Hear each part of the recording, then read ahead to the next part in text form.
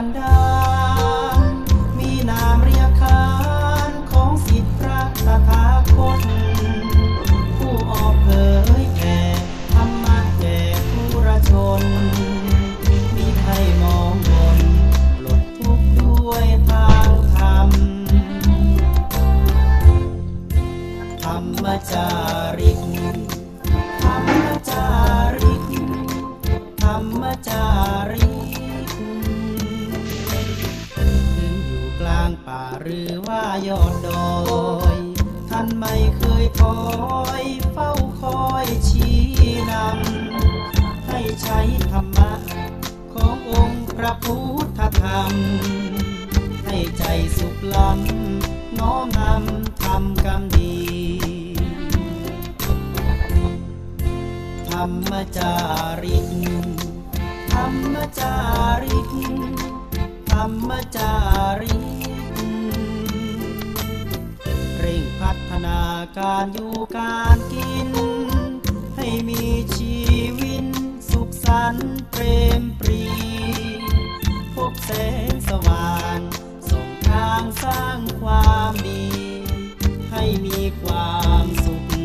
ความทุกข์หายไปธรรมจาริกธรรมจาริกธรรมจาริก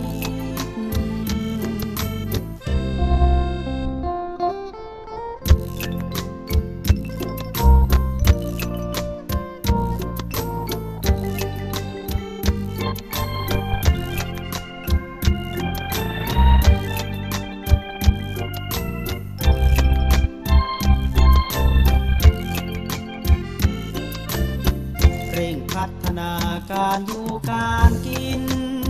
ให้มีชีวิตสุขสันต์เปรมปรีพบแสงสว่างส่องทางสร้างความดีให้มีความสุขความทุกข์หายไปธรรมจาริกธรรมจาริกธรรมจาริกธรรมจาริกธรรมจาริกธรรมจาริกธรรมจาริก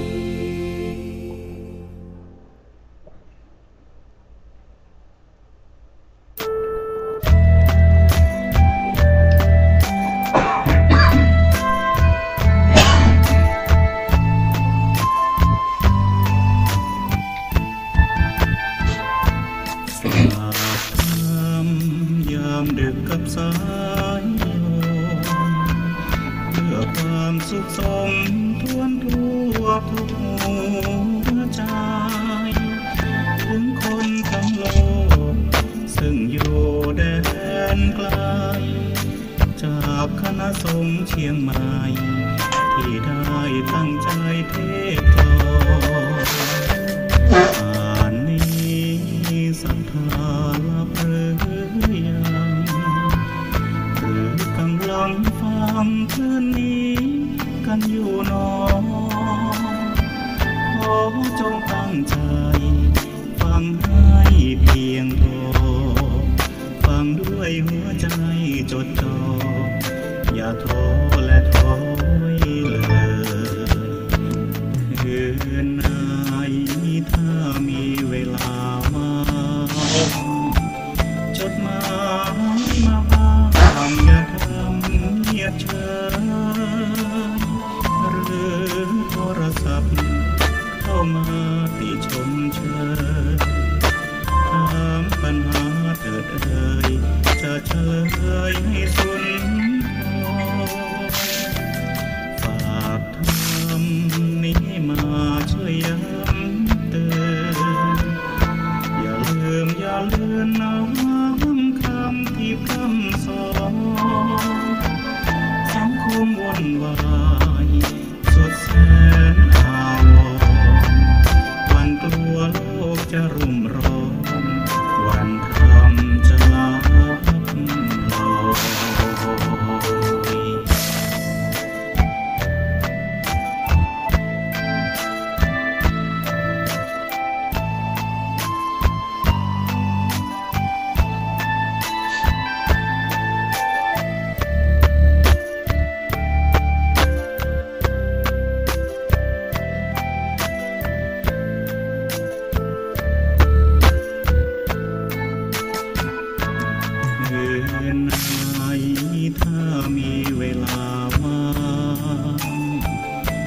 า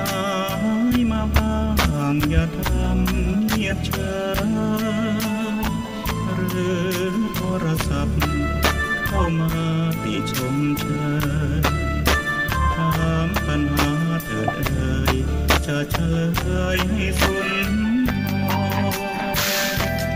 ฝากทำนี้มาช่วยย้ำเตือนอย่าเลือนน้ำคำที่พร่ำสอนสังคมวุ่นวายสุดแสนอาวรณ์วันกลัวโลกจะรุ่มร้อนวันทำจะลับลอย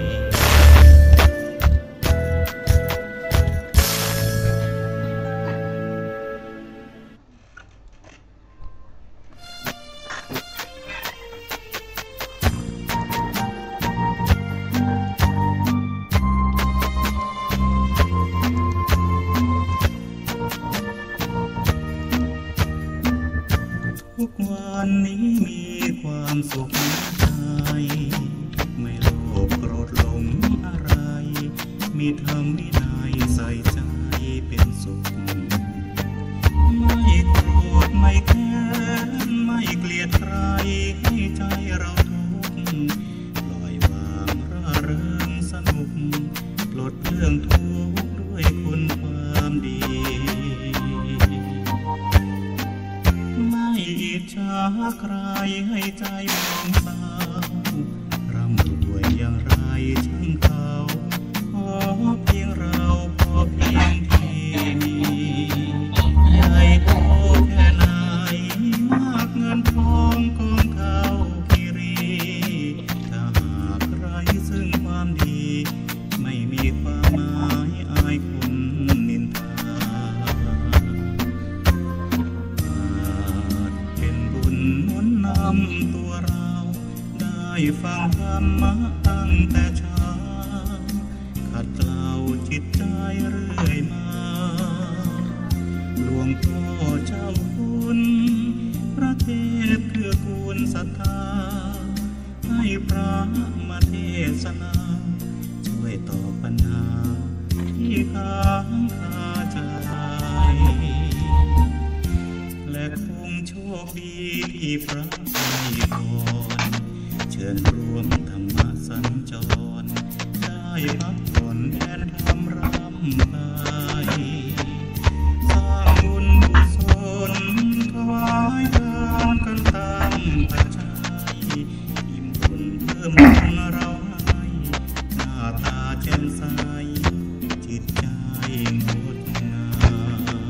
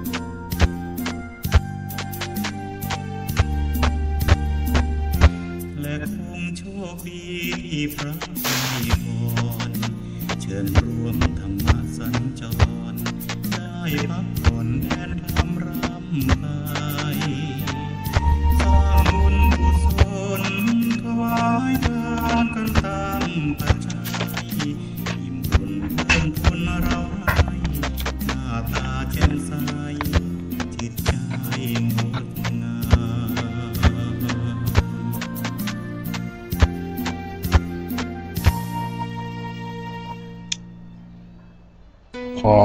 ถวายความเคารพพระมหาเถรานุเถระครูบาอาจารย์จุตนจุองค์เจริญสุขเจริญธรรมกับบรรดาท่านสาธุชนพุทธบริษัททั้งหลายที่ได้สดับรับฟังธรรมะตังสถานีวิทยุกระจายเสียงพระพุทธศาสนาแห่งชาติและสังคมคลื่นเพื่อการศึกษาพระพุทธศาสนาและวัฒนธรรมในระบบ FM 104.50 เมกะเฮิรตซ์ในวันนี้รายการเสียงธรรม วัดศรีโสดาพระอารามหลวงโดยอาตมาภาพพระครูปัญญาสังฆการหรือท่านพระครูพรหมินทร์ผู้ช่วยเจ้าวาดวัดศรีโสดาพระอารามหลวงก็ได้มาดำเนินรายการพบปะกับท่านพุทธบริษัททั้งหลายที่ได้รับฟังทางสถานีวิทยุแห่งนี้ในวันนี้เป็นวันจันทร์ที่22ตุลาคมพุทธศักราช2561เป็นวันเริ่มต้นสัปดาห์ของการทำงานและก็เป็นสัปดาห์ปลายเดือนตุลาคมที่ท่านสาธุชนพุทธบริษัททั้งหลายได้ ดำเนินชีวิตในการทำมาหากินในการประกอบสัมมาอาชีพของตัวเองมาตลอดตั้งแต่เริ่มต้นปีใหม่ขึ้นมาถึงเดือนตุลาคมก็เป็นเดือนที่10ก็เลย2เดือนก็จะหมดปี2561ก็จะผ่านไปและที่สำคัญในช่วงที่ผ่านมาท่านสาธุชนทั้งหลายก็ได้บำเพ็ญทานในการรักษาศีลในการเจริญจิตตภาวนาในช่วงเข้าพรรษาตลอด3เดือนที่ท่านทั้งหลายได้สร้างคุณงามความดีมาตลอดเพราะฉะนั้นก็แถมมากี่วัน2วันในการที่ได้เข้าพรรษาก็จะได้หมดพรรษาไปเหลือ2วันซึ่งวันที่24ตุลาคมนี้ก็จะเป็นวันมหาปวารณาออกพรรษาก็ไว้ว่ากี่วันนี้ก็จะออกพรรษาเนาะปีนี้ก็รู้สึกว่าไวไปสำหรับคนเฮาได้มาประพฤติวัดปฏิบัติธรรมก็ดี3เดือนเข้าพรรษาที่เป็นวันสำคัญในทางพระพุทธศาสนาที่พระสงฆ์ในฝ่ายเถรวาทเท่านั้นได้อธิษฐานเข้าพักจำพรรษาอยู่สถานที่ใดสถานที่หนึ่งตลอดเวลาฤดูฝนที่มีกำหนดระยะเวลา3เดือนตามที่พระธรรมวินัยได้บัญญัติไว้โดยที่ไม่ได้ไปค้างแรมที่อื่นหรือกำอู้กำจ่าเฮานั้นก็อู้กันว่าได้จำพรรษาพรรษาก็แปลว่าฤดูฝนจำก็คือพักอยู่การเข้าพรรษานี้ก็ถือเป็นข้อปฏิบัติสำหรับพระสงฆ์โดยตรงพระสงฆ์จะประจำพรรษาบ่ได้เนื่องจากรูปใดประจำพรรษาก็ถือว่าต้องอาบัติทุกกฎตามพระวินัยการเข้าพรรษาตามปกติก็ได้เริ่มตั้งแต่วันแรม1ค่ำเดือน8ของทุกปีก็ตรงกับเดือน10เหนือของทางภาคเหนือของเฮาก็จะไปสิ้นสุดลงในวันเดือน11และขึ้น15ค่ำหรือว่าบ้านเฮานะเป็นวันเดือนเกียงเพ็งเป็นวันออกพรรษาการเข้าพรรษาหรือเทศกาลที่เข้าพรรษานั้นถือว่าเป็นช่วงเทศกาลทางพระพุทธศาสนาที่สำคัญเทศกาลหนึ่งในประเทศไทยของเฮาโดยมีระยะเวลา3เดือนซึ่งช่วงฤดูฝนโดยวันเข้าพรรษาก็เป็นวันสำคัญทางพระพุทธศาสนาที่ต่อเนื่องมาจากวันอาสาฬหบูชาวันขึ้น15ค่ำเดือน8หรือว่าเดือน10เหนือของทางล้านนาประเทศของเฮาซึ่งพุทธศาสนิกชนชาวไทยทั้งหมดทั้งมวลตลอดถึงพระมหากษัตริย์ได้ สืบทอดประเพณีการทำบุญในการเข้าพรรษามาช้านานตั้งแต่สมัยสุโขทัยเป็นต้นมา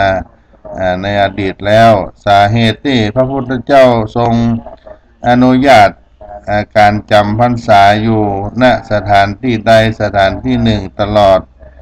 เวลา3 เดือนแก่พระสงฆ์นั้นมีเหตุผลเพื่อให้พระสงฆ์ได้หยุดพักการจาริกเพื่อเผยแผ่ศาสนาไปตามสถานที่ต่างๆซึ่งจะเป็นไปด้วยความยากลำบากในช่วงฤดูฝนเพื่อได้ปกป้องกันความเสียหายจากการเดินเหยียบย่ำพืชพันธุ์ธัญญาหารของชาวบ้านที่ปลูกลงในฤดูฝนและโดยเฉพาะอย่างยิ่งช่วงเวลาจำพรรษาตลอด3 เดือนนั้นเป็นช่วงเวลาและโอกาสสำคัญในรอบปีที่พระสงฆ์จะได้จำพรรษา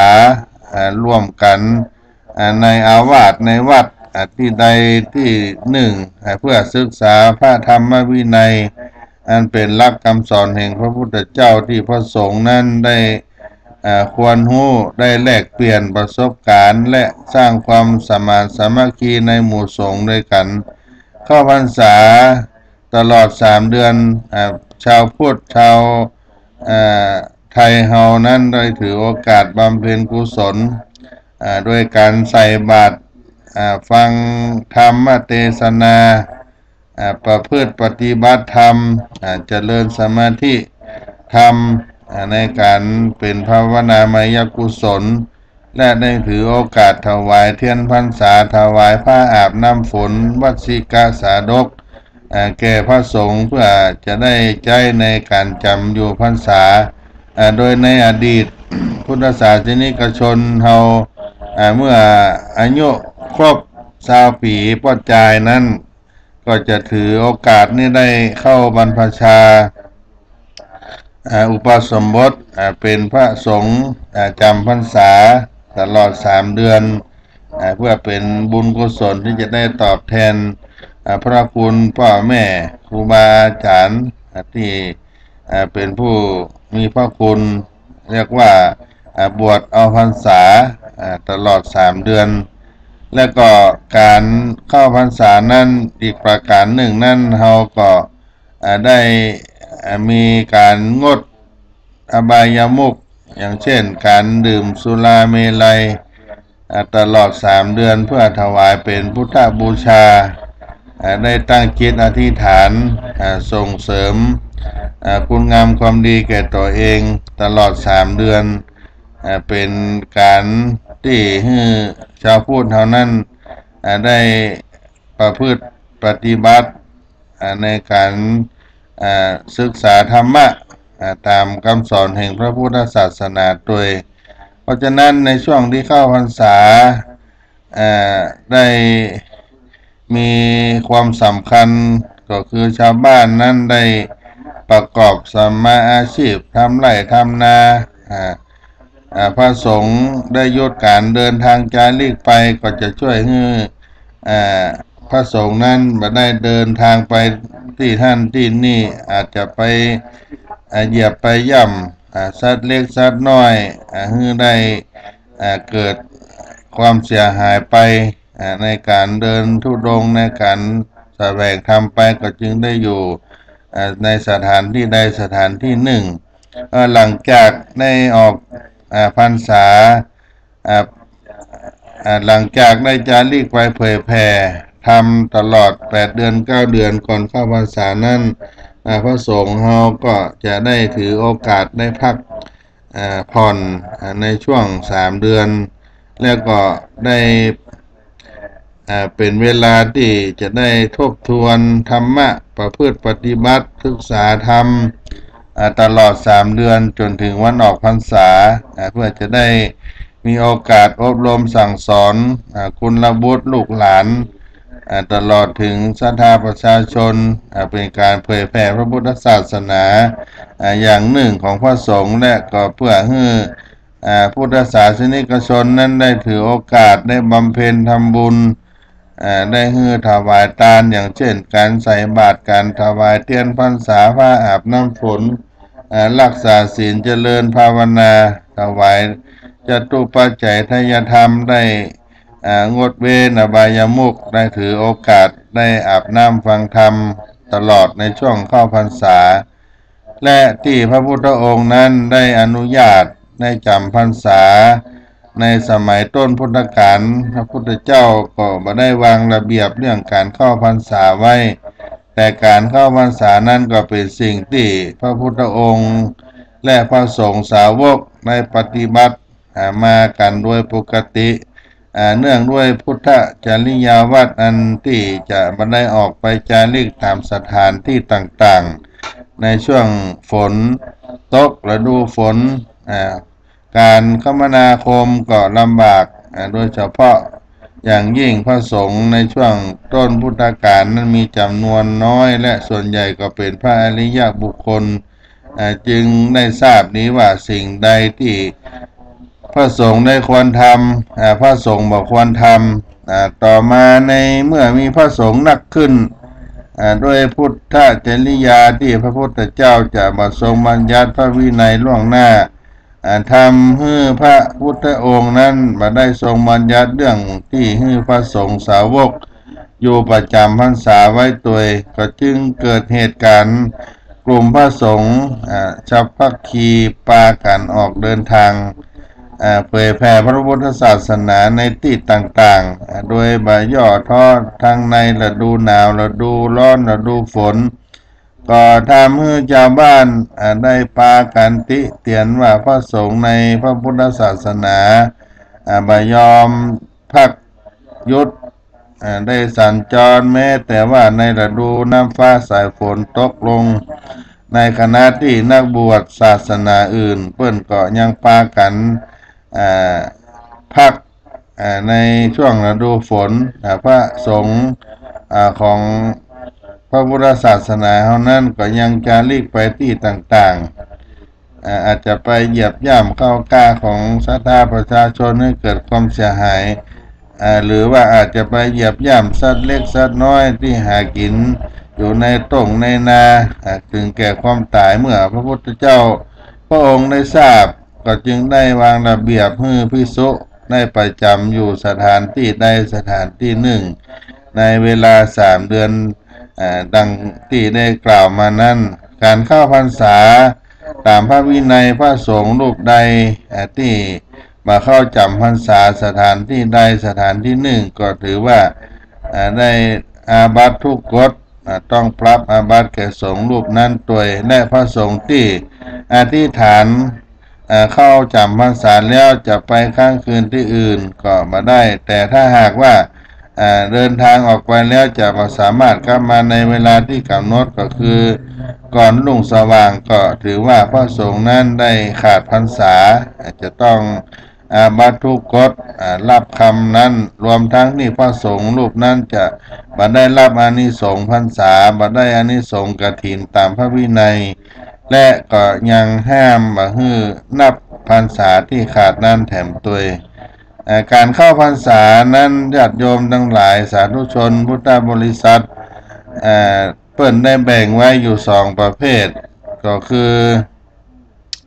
ปุริมาพรรษาปุริมาพรรษาคือพรรษาแรกตั้งแต่วันแรม1 ค่ำเดือน8สำหรับปีอธิกมาศเดือน8 2 หนจะเริ่มในวันแรม1 ค่ำเดือน8หลังเดือน8นี้ถ้าเป็นบ้านเฮาก็คือเดือน10เหนือของบ้านเฮาก็จะนับเอาเดือน10ตั้งหลังนี้เริ่มเข้าพรรษาที่ศรัทธาประชาชนเราได้เข้าพรรษาก็คือวันเดือน10เพ็งวันอาสาฬหบูชาดังนี้เป็นต้นก็ไปถึงเดือนเกี่ยงเพ็งหรือว่าวันขึ้น15 ค่ำเดือน11ของสากลนี่ก็เป็นช่วงพระอยู่จำพรรษา3 เดือนแล้วก็มีสิทธิ์ที่จะรับกฐินทานซึ่งช่วงเวลาเพียง1 เดือนนับตั้งแต่วันแรม1 ค่ำเดือน11ถึงขึ้น15 ค่ำเดือน12 ในส่วนของปัจฉิมพรรษาก็คือพรรษาหลังใน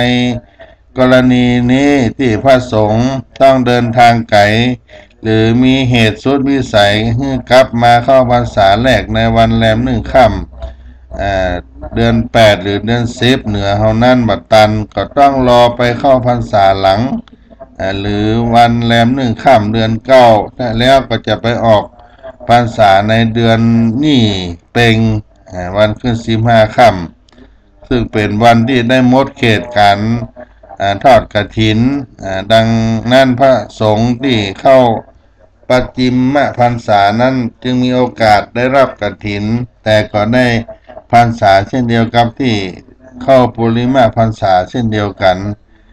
ในข้อยกเว้นของการจำพรรษาของพระเจ้าพระสงฆ์แม้การเข้าพรรษาที่ได้ถือข้อปฏิบัติสำหรับพระภิกษุโดยตรงที่จะละเว้นมาได้บอกว่ากรณีใดก็ตามแต่ว่าในการจำพรรษา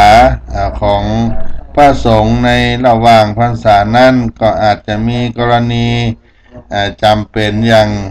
ทำให้พระภิกษุผู้จำพรรษาต้องออกจากสถานที่จำพรรษาไปค้างแรมที่อื่นพระพุทธองค์ก็ทรงอนุญาตให้ทำได้โดยบ่ถือเป็นการขาดพรรษา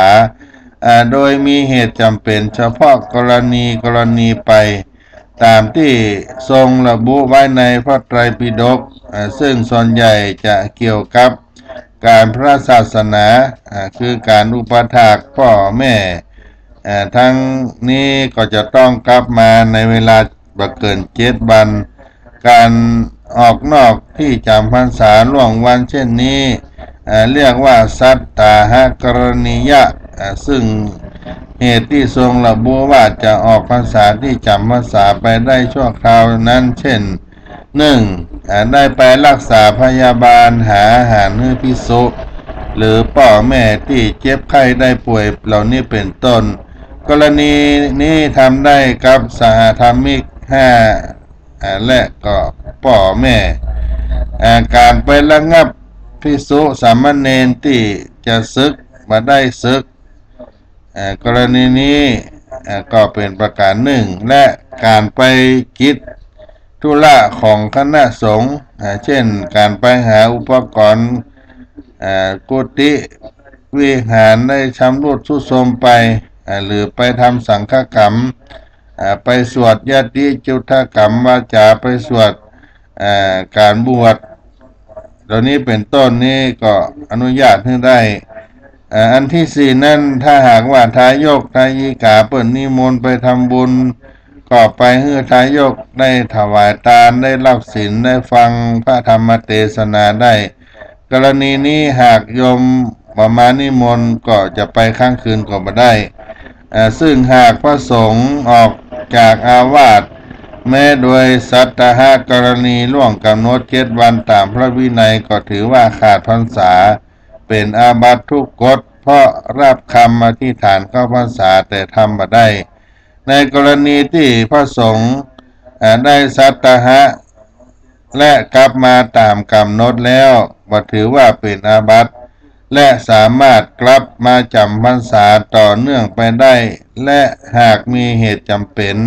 ที่จะต้องออกจากที่พรรษาเข้าจำพรรษานั้นก็ไปได้แถมก็สามารถทำโดยสัตตหกรณีแต่ต้องกลับมาภายใน7 วันเพื่อบ่ให้พรรษาขาดและบ่อาบัติต้องอาบัติทุกกฎตามที่ได้กล่าวมาเพราะฉะนั้นญาติโยมมันก็มีข้อยกเว้นที่จะให้พระเจ้าพระสงฆ์อยู่ในช่วงเข้าพรรษาท่านสาธุชนทั้งหลายการจำพรรษาของพระสงฆ์ที่จำพรรษาครบไตรมาสได้ปวารณาออกพรรษาและได้การกฐินแล้วก็จะได้รับอานิสงส์อยู่5 ข้อก็คือ 1. การเที่ยวไปไหนบ่ต้องบอกลาออกจากวัดไปโดยบ่จำเป็นต้องแจ้งเจ้าอาวาสหรือภิกษุรูปใดก่อนได้แต่ว่าปัจจุบันนี้การไปที่ไหนของวัดวาอารามอย่างเช่นพระเณรหนุ่มน้อยก็จะต้อง บอกลาเจ้าอาวาสอยู่ว่าจะไปทางใดที่ไหนก็ให้เพิ่นได้ทราบแต่ก็ถืออยู่ในข้อนี้อยู่อันที่สองไปเที่ยวไปบ่ต้องถือจีวรครบ3 ผืนอย่างการนุ่งห่มของพระเจ้าพระสงฆ์นั่นก็มีสบงจีวรพระสังฆติอาจจะขาดผืนหนึ่งก็คือพระสังฆติอาจจะลืมมาได้เอาไปตัวนึงก็เป็นอานิสงส์ที่ได้จำภาษานั้นก็บ่ผิดอันใดฉันคณะโพธิได้เป็นการฉันหมู่รวมเป็นคณะกันได้เก็บจีวรอดิเรกจีวรไว้ตามปรารถนาและก็จีวรลาภอันเกิดขึ้นในที่นั้นก็เป็นของภิกษุเมื่อมีผู้มาถวายจีวรเกินกว่าไตรครองสามารถเก็บไว้โดยไม่ต้องสละเข้ากล่องกลางอันนี้ก็ถือว่าเป็นอานิสงส์ที่ได้เกิดขึ้นกับพระเจ้าพระสงฆ์อยู่5 ประการเที่ยวไปไม่ต้องบอกลาเที่ยวไปไม่ต้องถือไตรจีวรครบ3 ผืนฉันคณะโพธิได้เก็บอดิเรกจีวรไม่ได้ตามปรารถนาจีวรลาภมันเกิดในที่นั้นเป็นของภิกษุก็ถือเป็นแนวปฏิบัติกันมาจนถึงปัจจุบันนี้การเข้าพรรษานั้นก็ปรากฏในพระไตรปิฎกเถรวาทซึ่งพระสงฆ์ในนิกายเถรวาททุกประเทศก็จะถือการปฏิบัติการเข้าจำพรรษาเหมือนกันแต่อาจจะมีความแตกต่างกันไปในความการให้ความสำคัญและรายละเอียดประเพณีปฏิบัติของแต่ละท้องถิ่นเพราะฉะนั้นการที่พระเจ้าพระสงฆ์ได้เตรียมเข้าพรรษาแล้วก็จะถือว่าได้แจ้งต่อเจ้าอาวาสตลอด3 เดือนที่ได้อยู่ร่วมกัน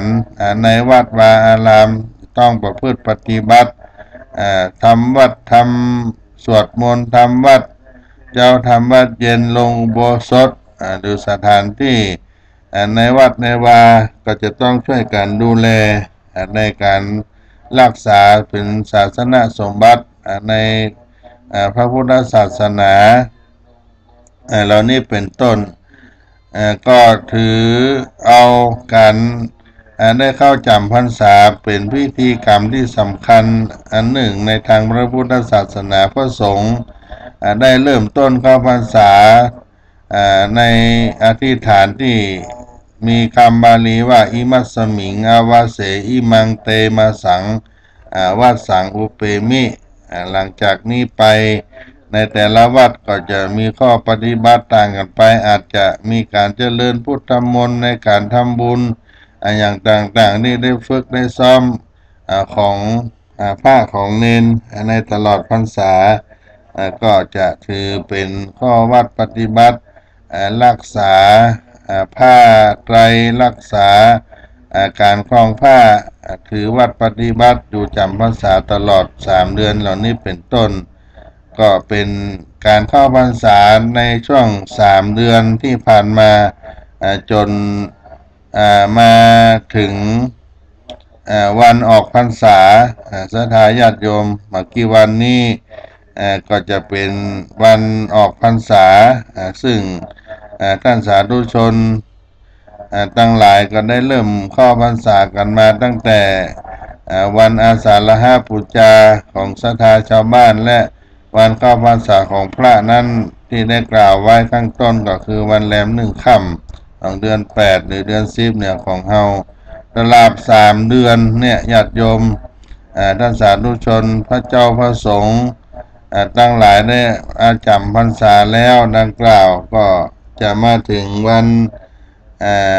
ออกพรรษาเป็นวันที่พุทธบริษัททั้งหลายชาววัดชาวบ้านก็ถือโอกาสนั้นได้มีประเพณีประพฤติปฏิบัติสืบกันมาในวันออกพรรษาวันเข้าพรรษาสืบเนื่องกันมาและอีกสำคัญอันหนึ่งก็คือได้ถือวัดปฏิบัติในการจำพรรษาตลอด3 เดือน เป็นพระอานิสงส์ที่ได้ถือโอกาสได้ประพฤติปฏิบัติธรรมตลอดนั้นและการออกพรรษานั้นเขาก็เรียกแห่งอันหนึ่งเรียกว่าวันปวารณาหรือวันมหาปวารณามีความหมายว่าภิกษุทั้งหลายทั้งพระผู้ใหญ่ผู้น้อยต่างก็ได้เปิดโอกาสอนุญาตแก่กันและกันคือว่ากล่าวตักเตือนกันได้มีคำกล่าวปวารณาเป็นภาษาบาลีว่าสังคัมพันเตปวาเลมิทิเถนาวาสุเตนาวาปะลิสังกายาวาวาทันตุมังอายัสมันโตอนุกัมปังอุปาทายะปัสสันโตปฏิกลิสามิมีความหมายว่าข้าแต่พระสงฆ์ผู้เจริญข้าพระเจ้าขอประวารณาต่อสงฆ์โดยได้หันได้ฟังก็ตามขอท่านทั้งหลายได้โปรดอนุเคราะห์ว่ากล่าวตักเตือนกับผมข้าพเจ้าเมื่อข้าพเจ้ากับผมหันแล้วก็จะประพฤติตัวเลยใหม่ให้ได้ดีขึ้นการที่พระท่านได้ประวารณายอมให้ว่ากล่าวตักเตือนกันไว้ในเมื่อต่างองค์ต่างต้องจากกันไปแต่ละทิศละทางท่านเก่งว่าอาจจะมีข้อประพฤติปฏิบัติ ที่บดีมางามเกิดขึ้นโดยตัวท่านเองรู้เต้าบ่ถึงการหรือ มองมาหันเหมือนผงเข้าตาตัวเองตัวเก่าเนี่ยแม้ผลจะอยู่ชิดติดกับลูกในตาของเฮานั้นทำเฮาก็บ่สามารถมองหันผลนั้นได้จำเป็นต้องไหว้วานขอร้องผู้อื่นให้มาช่วยดูให้ใจกระจบส่องดูเพราะฉะนั้นพระท่านจึงได้มีวิธีการกล่าวปวารณาตัดไว้เพื่อด้านรูปอื่นได้หันได้หูหรือแม้แต่ได้ยินได้ฟังเรื่องที่บดีบางามอย่างที่เกิดขึ้นก็ตามเมื่อกล่าวแนะนำตักเตือนโดยบ่ต้องเกรงใจ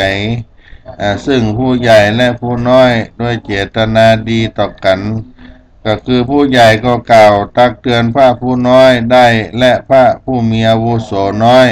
ก็สามารถชี้แนะถึงข้อบดีบางามของพระเถระผู้ใหญ่ได้เช่นกันโดยที่พระผู้ใหญ่ถือผู้มีอาวุโสท่านได้ให้ความสำคัญพิษว่าท่านได้ทราบได้รู้อันนี้ก็เป็นการประวารณาการกล่าวประวารณาเต้ากับเป็นการที่เฮาได้ช่วยการระมัดระวังข้อประพฤติปฏิบัติที่บ่ดีเกิดขึ้นของพระรูปใดรูปหนึ่งก็ซึ่งเป็นจุดเล็กๆน้อยๆที่จะลุกลามก่อให้ความเสื่อมเสียไปถึงพระหมู่มากและก็ลุกลามไปถึงการประพฤติปฏิบัติในพระพุทธศาสนาถึงจุดใหญ่ก็ท่านก็ได้จึงมีวิธีป้องกันไว้ก่อนดีกว่าที่เราจะได้มาแก้ไขกันในภายหลังการออกพรรษามหาปวารณาที่พระภิกษุทั้งหลายได้ทำกันเช่นนี้ก็เป็นเครื่องมือที่ฮือจี้หันวิธีการคอยสั่งวร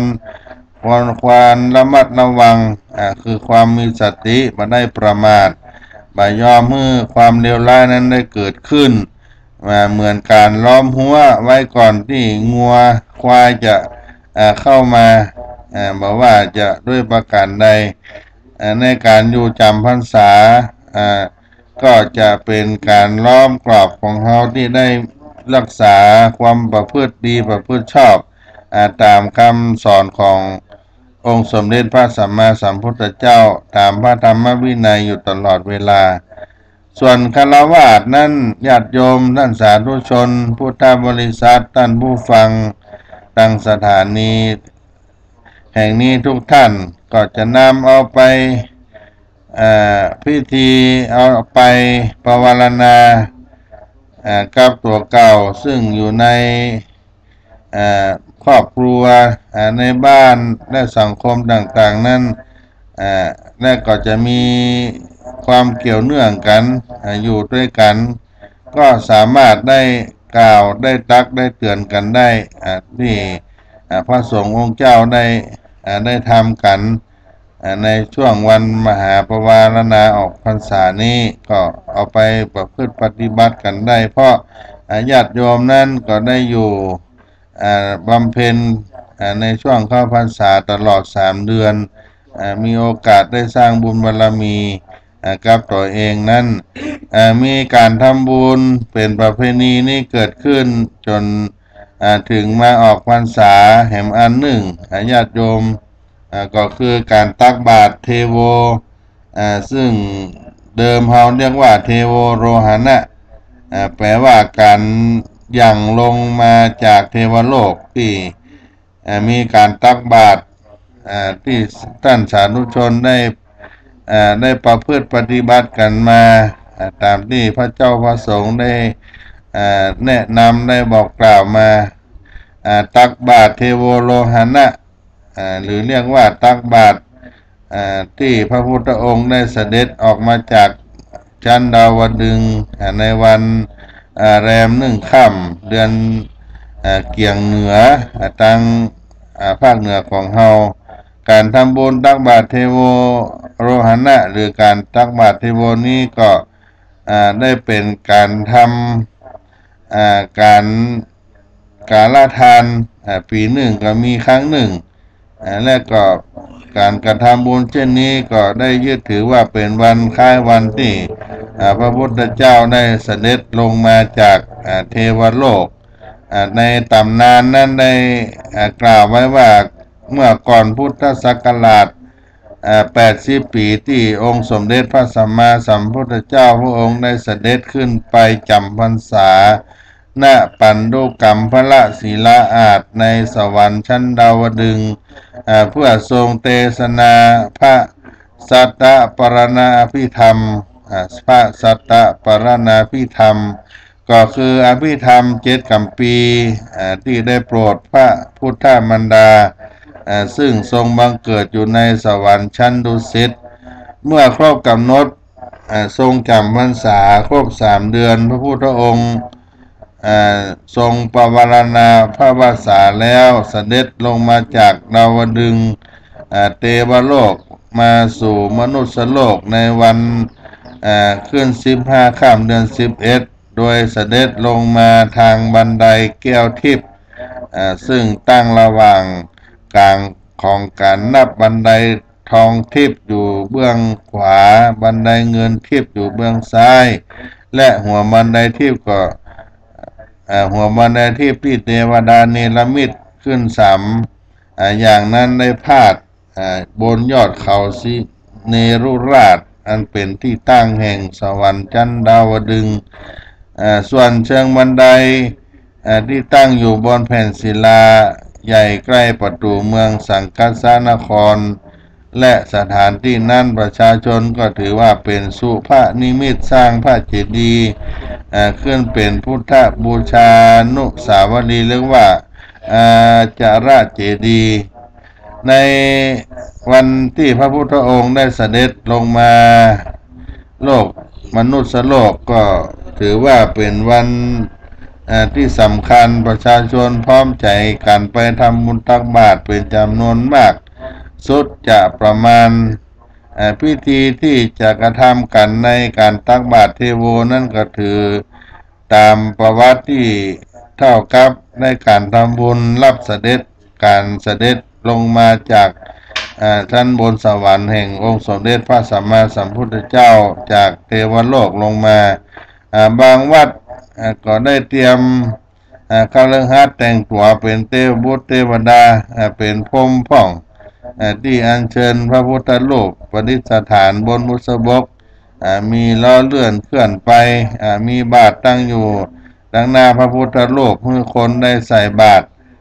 ทายกทายิกาศรัทธาประชาชนก็ตั้งแถวรอคอยการใส่บาตรกับ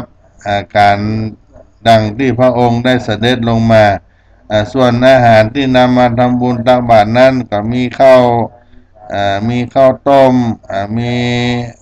อาหารต่างๆตามพุทธกาลซึ่งถือว่าเป็นการทำบุญในการละทานที่สำคัญคือการเสด็จขององค์สมเด็จพระสัมมาสัมพุทธเจ้าเพราะในคณะนั้นข้าวต้มมัดข้าวต้มลูกยนต์ที่เปิ้นถือกันเป็นประเพณีก็จะอธิษฐานลงในบาตรขององค์สมเด็จพระสัมมาสัมพุทธเจ้าเพราะว่าคนมานักมาหลายเข้าไปหากันนั้นยากก็โยนเข้าไปใส่บาตรอย่างนี้เป็นต้นเหมือนดังพระองค์ได้เสด็จลงมาจากชั้นสวรรค์ดาวดึงส์นี่ก็เป็นประเพณีที่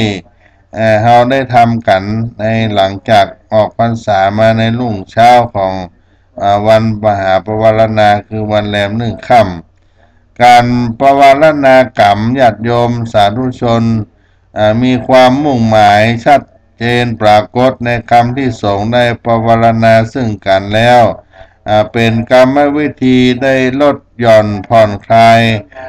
ข้อขุ่นข้องคลองแคลงที่เกิดจากความระแวงสงสัยให้หมดไปในที่สุดและเป็นทางประสานรอยร้าวที่เกิดจากผลกระทบกระทั่งในการอยู่ร่วมกันเพื่อมีโอกาสกลับคืนดีด้วยกันด้วยการให้โอกาสให้ปรับความเข้าใจซึ่งกันและกันประการหนึ่งก็เป็นทางสร้างเสริมความสามัคคีในหมู่ในกลุ่มให้เกิดความกลมเกลียวอยู่ร่วมกันด้วยความสนิทชิดใจกันเป็นแนวปฏิบัติให้เกิดความเสมอภาคกันในการแสดงความคิดว่าการกล่าวตักเตือนนี้โดยบัจำกัดด้วยยศชั้นวรรณะพรรษาวัยเนี่ยเกิดขึ้นก็ว่ากล่าวกันได้มีความเสมอภาคกันได้ในวันนั้นก็ให้เกิดพารณภาพรู้สึกเป็นมิตรชิดเชื้อปรารถนาดีเอื้อเฟื้ออาทรเป็นพื้นฐานนำไปสู่พฤติกรรมนั้นเป็นที่พึงประสงค์ที่ดีงานคล้ายๆกันนี้เรียกว่าศีลสัมมัญญุตานี่ก็เป็นความมุ่งหมายตั้ง5 ประการนี้คือความสำคัญในการปวารณาออกพรรษาและก็พิธีตักบาตรเทโวโลหันะที่ได้กล่าวไปตะกี้นั่นก็เป็นวันพระเจ้าเปิดโลกศรัทธาญาติโยมวันพระเจ้าเปิดโลกมีปรากฏในอัฏฐกถาธรรมบทว่าในขณะที่องค์สมเด็จพระสัมมาสัมพุทธเจ้าได้จำพรรษาอยู่ในนครสาวัตถีพรรษาที่25ผู้คนในชมพูทวีปหันมาเลื่อมใสในพระพุทธศาสนาคือนับถือนักบวชของศาสนาอิจฉาผู้คนในชมพูทวีปนั้นได้หันมาเลื่อมใสพระพุทธศาสนาทำให้นักบวชของศาสนาอื่นนั้นได้อิจฉาเพราะเขาเหล่านั้นได้เดือดร้อนเนื่องจากผู้ค้ำจุนดูแลการขาดลาภสักการะก็จึงมีการแกล้งพระพุทธศาสนาด้วยประการต่างๆโดยเฉพาะในเรื่องฤทธิ์ของพระองค์และเหล่าสาวกของพระองค์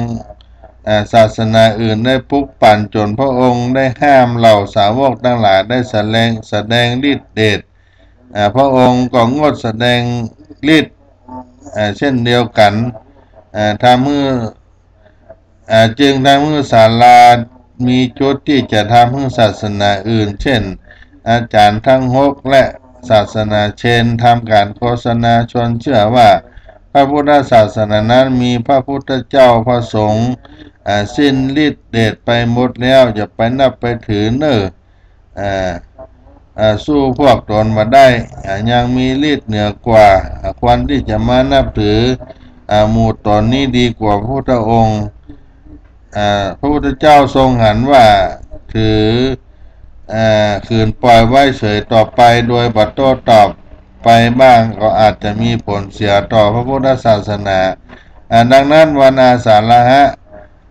สมเด็จพระสัมมาสัมพุทธเจ้าก็ ทรงแสดงยมกะปฏิหารคือแสดงฤทธิ์เป็นคู่ซึ่งมีปรากฏเพียงครั้งเดียวครั้งนั้นก็ทำให้ผู้คนที่เคลือบแคลงสงสัยหันมานับถือศาสนาอย่างมั่นคงแห่งครั้ง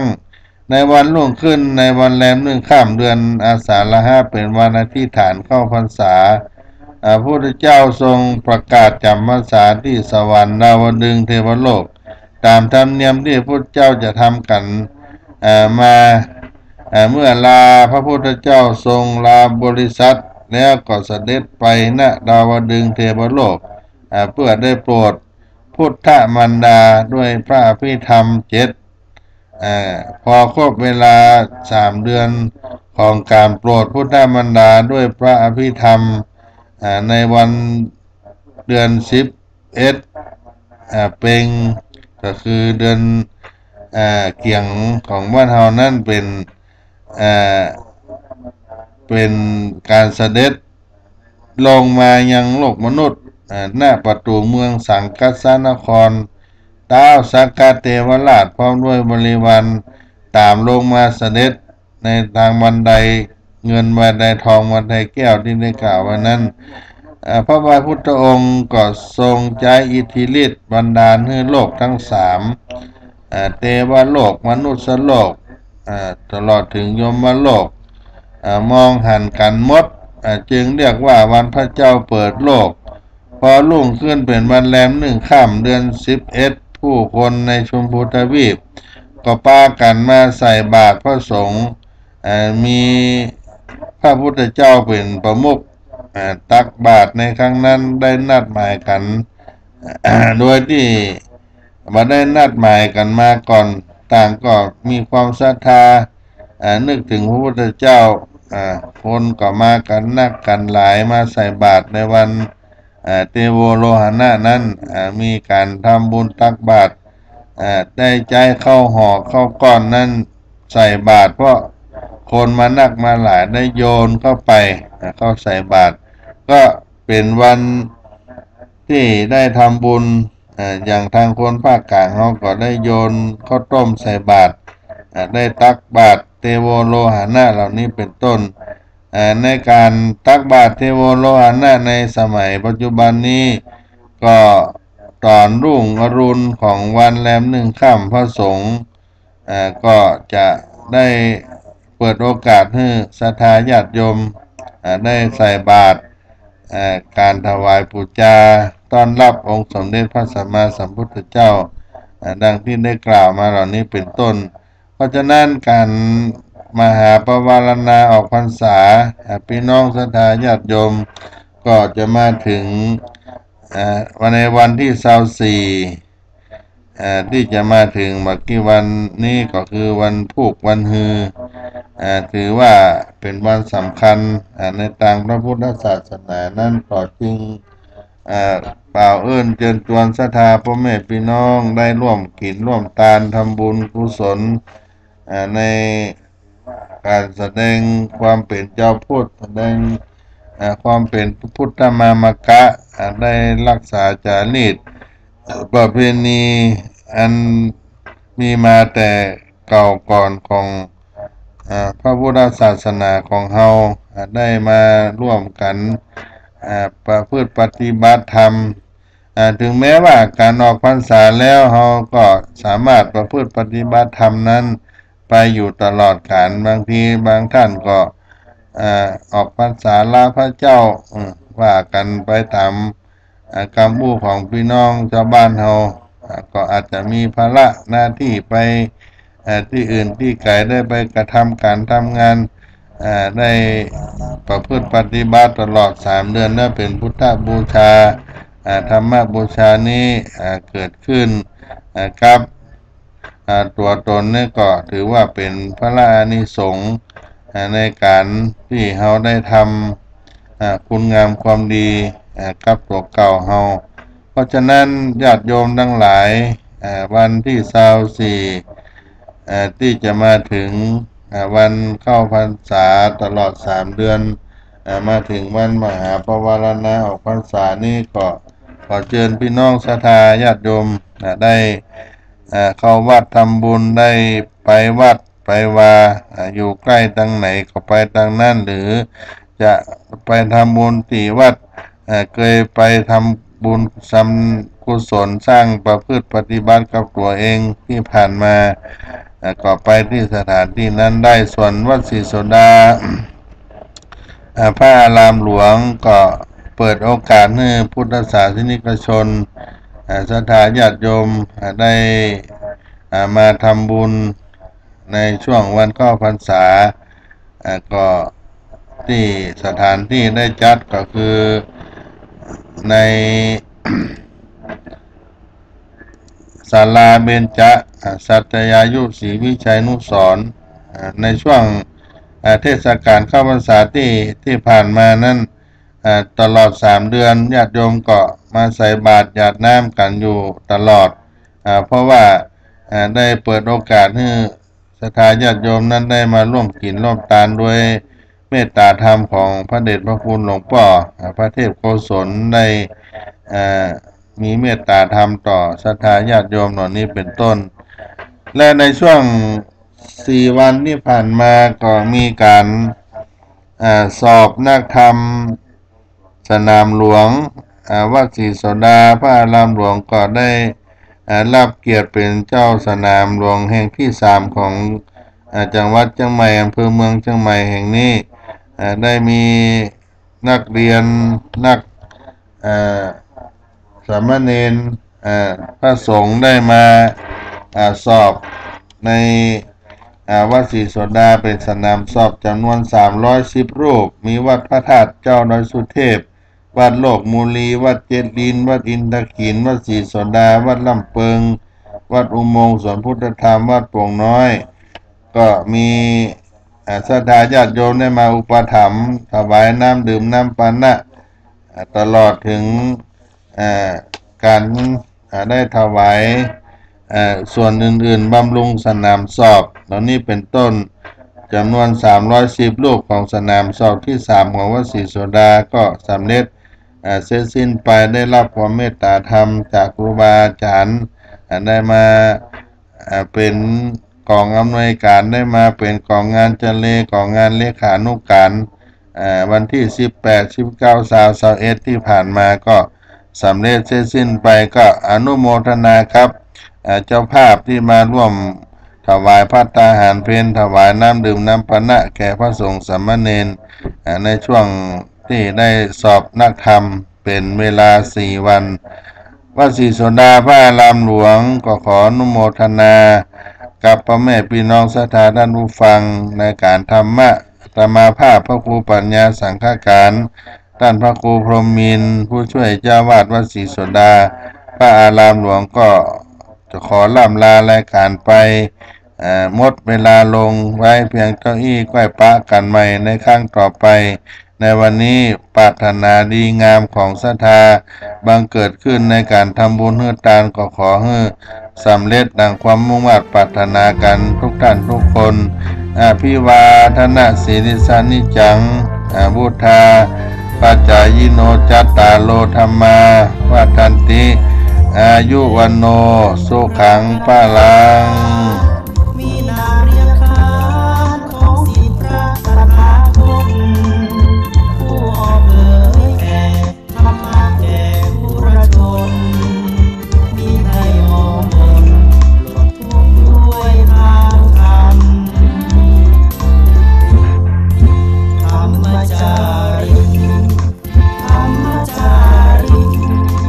ธรรมจาริกหรือว่ายอดดอยท่านไม่เคยคอยเฝ้าคอยชี้นำให้ใช้ธรรมะขององค์พระพุทธธรรมให้ใจสุขล้ำน้อมนำธรรมกำพีธรรมจาริกธรรมจาริกธรรมจาริกเร่งพัฒนาการอยู่การกินให้มีชีวิตสุขสันต์เปรมปรีพบ แสง